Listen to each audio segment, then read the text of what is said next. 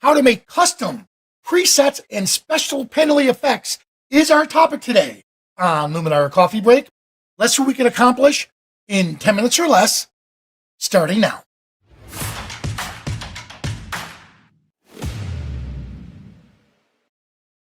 Hello, everyone, and welcome. Now, today's title was the most simplest title, and I messed it up. It's how we're going to make custom penalty effects. We're not going to work on presets today. This is strictly going to be on how to create those really cool penalty effects. Now, this came about because I'm doing a workshop in New Jersey with TNF Camera. Rick Freeman and Rick Farrell will be there. And what we're going to do is we're photographing a bunch of medieval reenactors. We came up with some really cool backgrounds. And then I thought about this. I can't give away somebody else's background, but if I create my own, I can give them away to you and to people who are attending. So that's what we're going to do. But let me start with this here. This was the image that started it all. Here's the original. And then this is what we're going to do to it. Now, I'm just going to briefly walk you through. Look at all of these stinking layers here. This is going to get really complicated. So I decided to streamline it for you. I'm going to show you a real simple way to do this.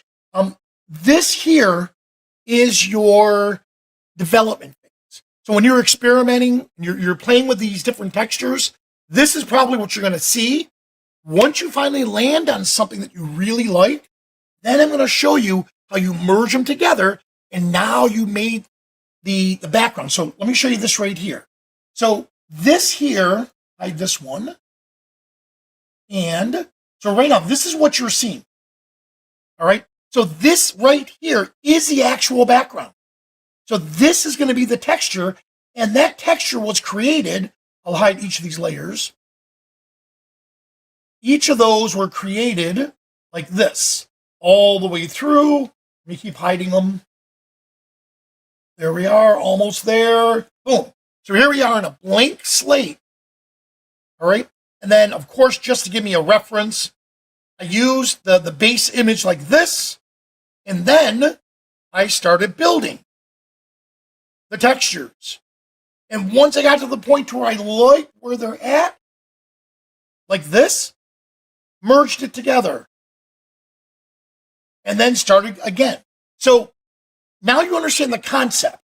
So that's how we're going to do it. I'm going to show you a real simple way of doing this. So I'm going to come in and I'm going to adjust, revert to original. So here's the original image. Look at this. It's horrible. I can't believe I'm actually showing you this. Photographed this in Florida in broad daylight, noon, worst time of the day. These poor guys were going to have heat stroke. So watch what we're going to do to this. I'm going to start. I know I want to make this a 4x5 because now I can make this a 20 or an 8 or a 16 by 20 poster. So let's say we're making this for Keith the other night. I'm going to come in here like this. Now I have the dimensions that I want. And then it's not necessary, but typically you could start at this point, just do some minor edits, just adjusting the image, just so you don't feel you did a horrible job photographing it. All right. So this isn't what I'm concerned with. What I want to do is start to build my textures. Now, I always said, when in doubt, have Carly Sullins help you out. She's my close friend who created these really beautiful, beautiful textures that I use all the time. And let me get to Carly's right here. So I always use Carly's textures, old masters, and then I fill it 100%. And then soft light, let's say, and then start building it from here. Well, the problem with that is I can't give you Carly's textures. So we're gonna create our own. Now, how we do this is this. I'm going to click on layers, and these are the textures that I've imported and I built. So how I did that was simple. Click on the plus icon, and then, and I've mentioned this a million times, in your folder that you have all your images in, mine's underscore photography. I have an assets folder. Inside that assets folder, I have a folder called textures. And now in these textures, let's say I did one for Coffee Break. Here we are. I went and downloaded these. Now, Carly hand painted, she's an artist, all of hers. I'm not that talented as an artist. I went and got free textures. I downloaded them. I used AI in ChatGPT, Luminar Neo, whatever it is, to help make those textures and find custom to them the way I want.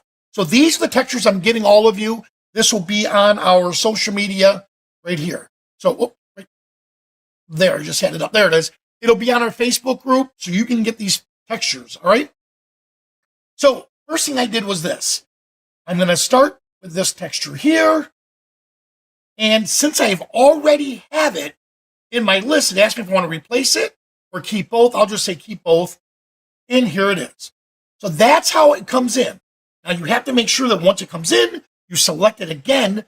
Now it applies. Now, here's the thing. It's going to come in full, the way it is. However, I want to fill the entire screen. Nope, I want to stretch it. There we go. Now, here's fill. Here's stretch.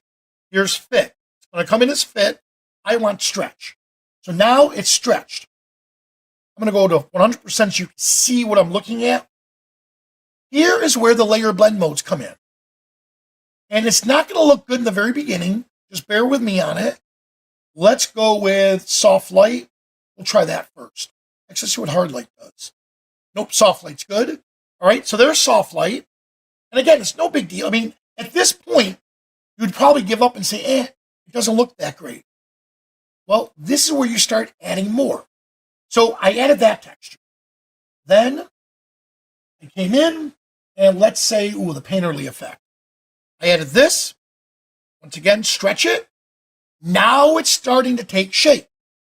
I just go to 100% so I can see what I'm dealing with. Look at that. Okay. So that wasn't the one I used in the beginning, but you know what? I actually like it. So I'm going to go to multiply, style it back a bit, and I can make it, in fact, I could flip it upside down. Yeah, let's go, or even put it on an angle. Yeah, I like this. All right. And I'm just filling it all the way in. All right. And there's things like this here. I don't like this big stripe coming through him. So I'm just going to come in. I'll do one of these things. So I'm just layer masking. I'm getting rid of the areas I don't want.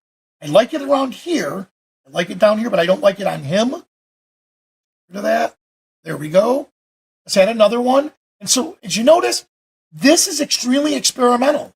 All I'm doing is seeing which ones, again, stretch it. Now it's taking shape. Which ones I actually want to apply. You know what? Like multiply. I bet you overlay and soft light. Yeah, soft light is usually the one. Yeah, okay, good. All right. So that's a good starting point. I don't like this bottom. Maybe this one here. Let's see if hide it. Yeah, that was one I didn't like. So let me remove it.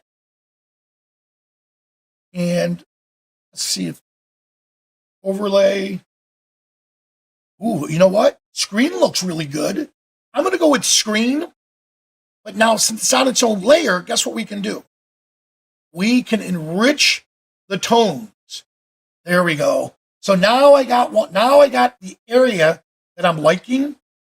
So I'm going to do this. I'm also going to build the structure. Because I want to give it that. There we go. But you know what? I don't want the color. So I'll come into color. And let's desaturate. There we have it. Don't worry about where it's falling. All I care about right now is this where I want it. All right, and I can just duplicate this layer. And when I do this, look what it's doing. It's going to make it richer. Soft light. Style it back a bit. Yeah, right about there. That's taking shape. Let me do one more. And actually, the one I do want right here is this right here. This is going to give me, yep, this right here is going to give me the actual, like the canvas, what this would be on if I were to do a canvas print. Here we have it. And let's put it right about here. Color burns, good. Dial it back. So again, and I can move this down, this layer here. Yep, there we have it. All right, so I have the base. Now, obviously, this isn't exactly what I want yet, but the base is there. Well, this is what we'll do. We're going to hide this layer. This is what we're left with. This is what we're going to come in, and I'm going to select all of these. In fact, let me click the very top one, and I clicked out the very bottom, and I'm going to merge these layers. And once I merge the layers, and I technically could just export it from here, now we have all of it on one layer up on top. And once it gets up there, I can just export it. And now I just created my own custom backdrop. So I'll export it, new export. Where do I put it? Remember we talked about this, photography. From here, on my D drive, _ photography, assets, textures, coffee break. Select the folder, and let's name this live texture. All right, so that's my live texture from the show. There we go, got it. And then export. Now, this is entirely up to you. I like Adobe RGB. That's a huge file, so that's going to be perfect for what we want. Export it. And now, where did it go? It went right into that asset folder. So now I can add it. So I'm going to go back. We'll show this one. And I'm going to get rid of all of these. So now I don't need these anymore. Because there. Now when I add it,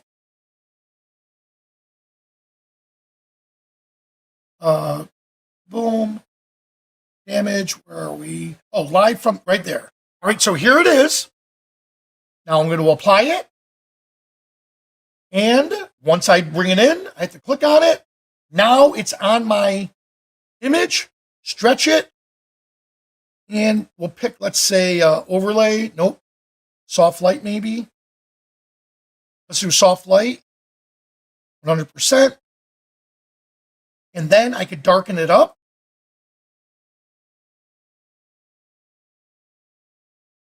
Here we go. And I'll do it again. There. So now I'm slowly, gradually building that texture. And here we go, right here. All right. So that just gave you an example. Now, to make it even easier, more practical with what we're doing, here's a beautiful image I took in my sister's garden. Here's the original. This is what we did with this is what we're going to do with it. I also did another one, this image right here, again from her garden. And this is what we created with it. All right. So let's go back to this one right here. Edit. Now, there it is. There's the one I created right here. Let's see the name of it. Canvas with paint. All right. And let's see if I saved it for you. I hope I did. Edit. And yep, there it is. So this is what I did to create that.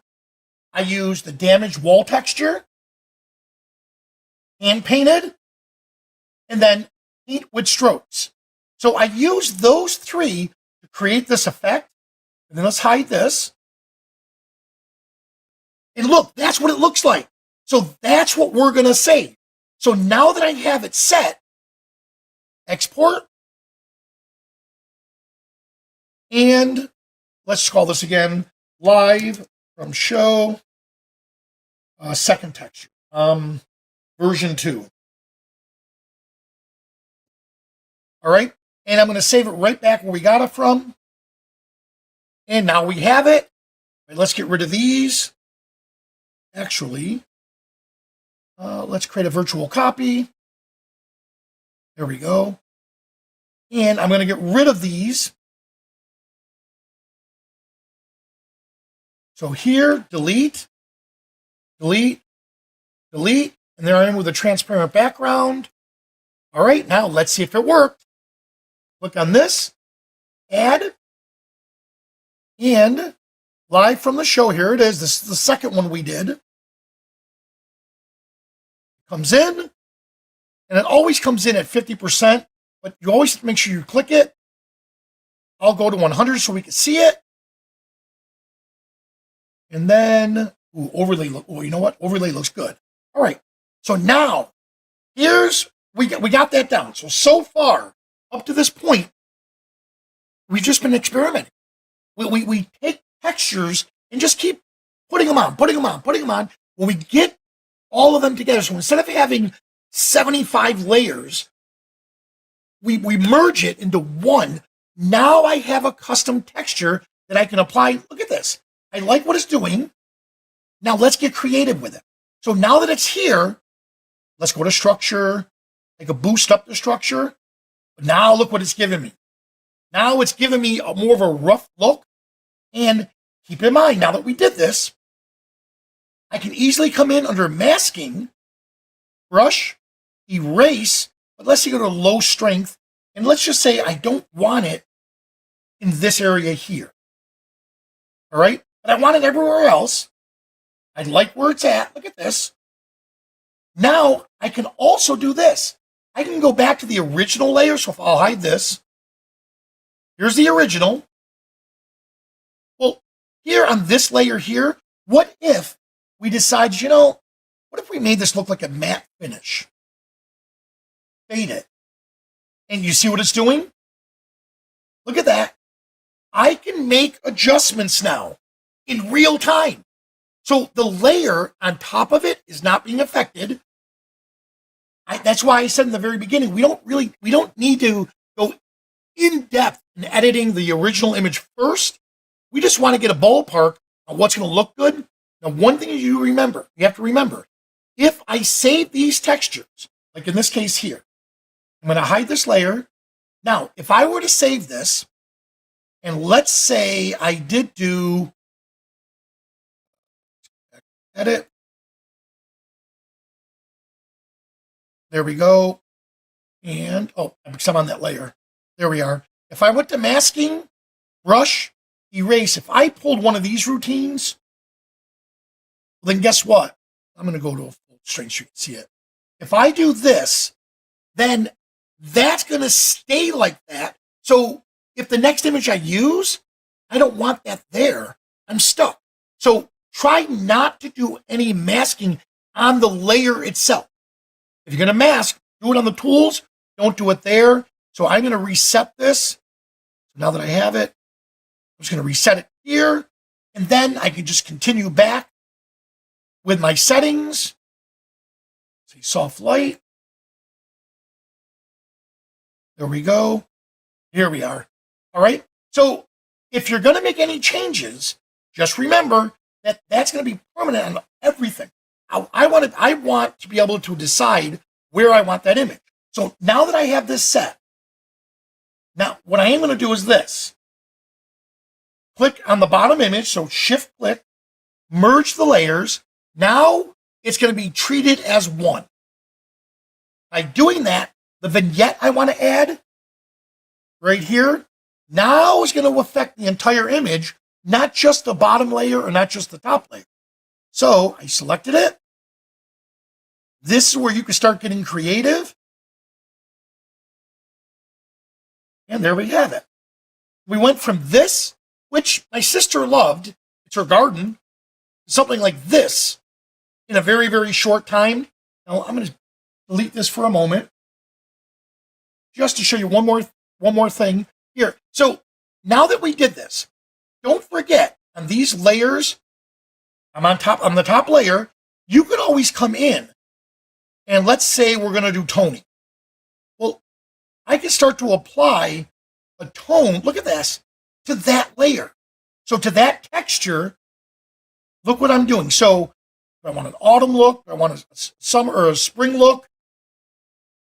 There we go. Let's say, actually, I like that. I like the muteness of this. So I have this set here. I can come in, let's say we applied a LUTs to it. And I'm only applying the LUT right now to the texture. Oh, I like that. Right? Look at that. I like that a lot. In fact, I like it so much. I'm going to hide this layer. And look what I just did. That's by adding all those colors to it. Well, guess what? Here's a bonus one. Export with previous. And now it's going to be putting that into that one. Actually, let me do it again. New export. I gave it the wrong name. Let's call this added bonus. There we have it. And it's going to go right back in that same folder. Select. And there we have it. Show. So now, why is that cool? Well, let's say we take this image here. And by the way, this was the image that I converted this to. All right. These were the layers I did. I'm just going to hide these for now. And actually, to make life easier, why don't we just do this? Create a virtual copy. Now, by creating the virtual copy, I can come in here, just delete this. Delete. Delete. One more. Two more. There we go. So now I have a good starting point. Show the layer. Now delete it. Oh, that was the original layer. That's why. By the way, I did move. If you notice, I couldn't delete that layer. It's because that's actually the original. This was the copy layer. There it is. So here's the original. All right. Well, let's add what we just did on that last scene. We're going to say bonus. Added bonus right there. You know what? While I'm here, so I don't forget, I'm just going to delete this. There we go. Here we go. Added bonus. And again, you're going to receive all of these on our Facebook group. Once it comes in, I have to click on it for it to be applied. There's soft light. Let's go soft light. Overlay. I like overlay. All right, there we have it. And if I don't like the color, which I do here, but if I didn't, color, desaturate. And there we have it.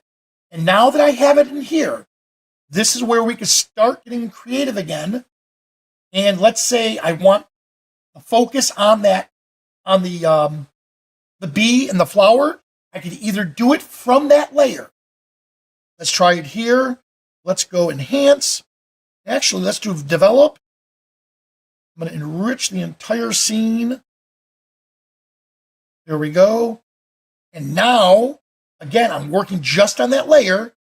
Radial gradient. Invert it. And let's see the difference. Or just as subtle. There it is. Look at that.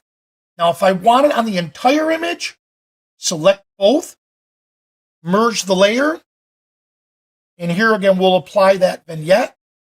And once the vignette is applied, it'll apply it to the entire image, not just the textured and inner light. Yeah, look how it's bringing the attention to it. And now once you're finished, my sister sent me this video, or sent me this image. Here's that image I did of her for her. It was when I was visiting, and I just put one of my little poetic insights into it. When you wander, slow your pace. Let your heart embrace this place. For in the flower's gentle sway, there lies a song to light your way. She was so proud and excited of her new garden.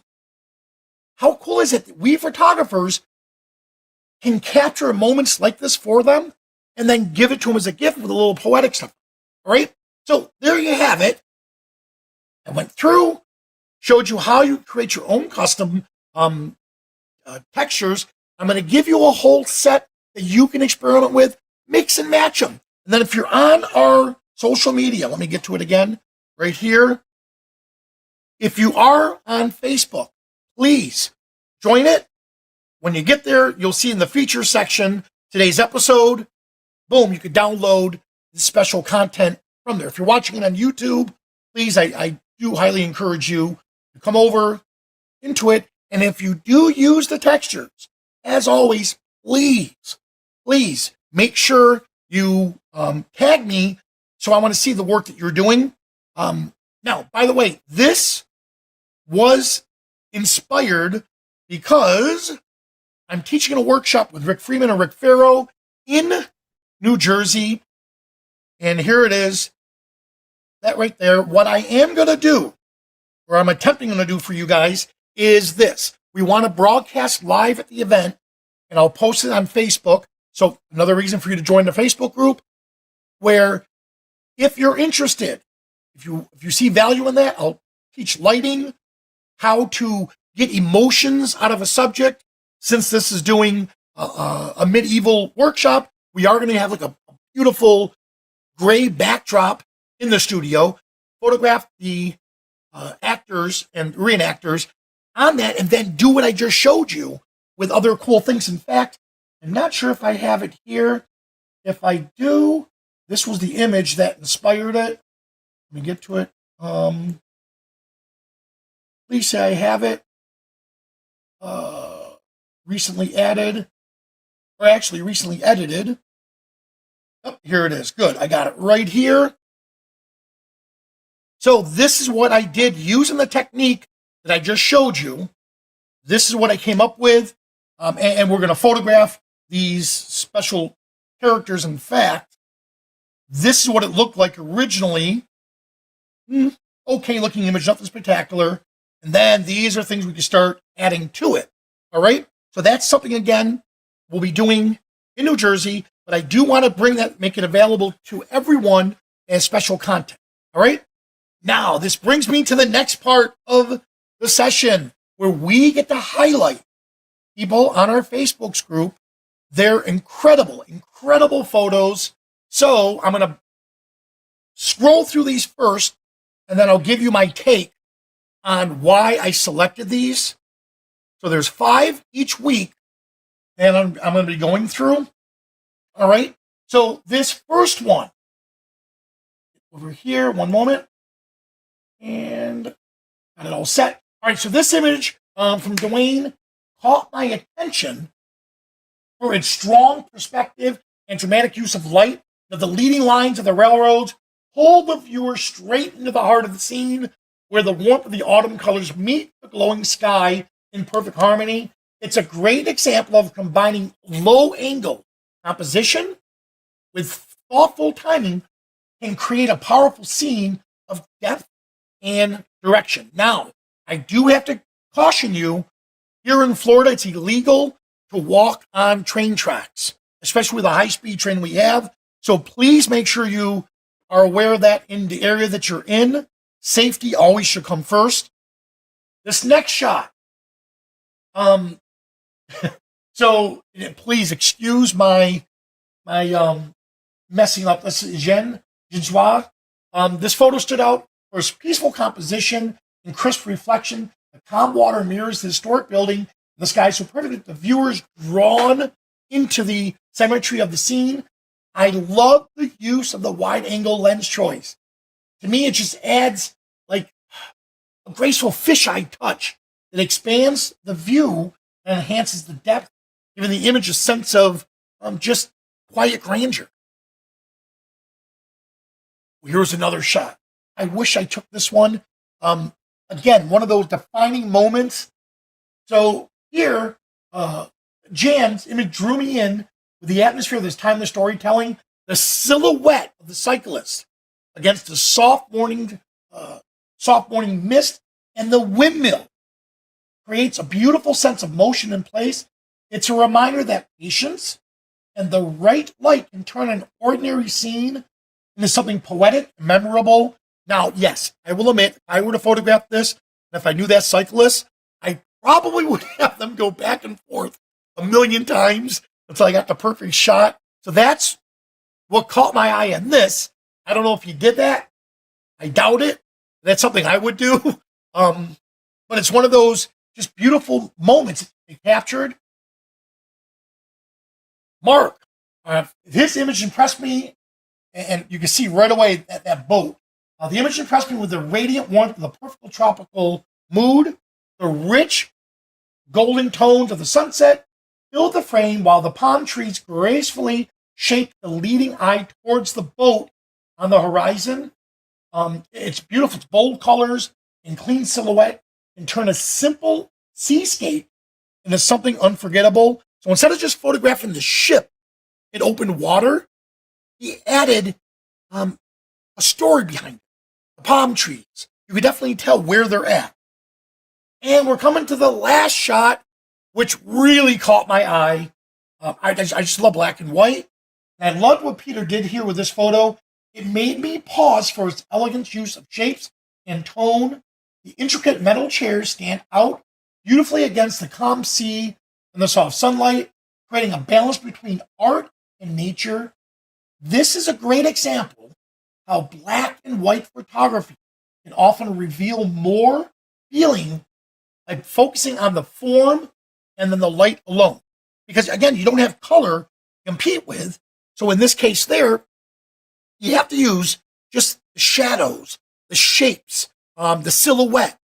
So again, beautiful shot. So you know what? Let me just show you one more time because I'm really happy with all of these. Here we are. 1, 2, 3, 4, and 5. I showed these to our Skylum teammates.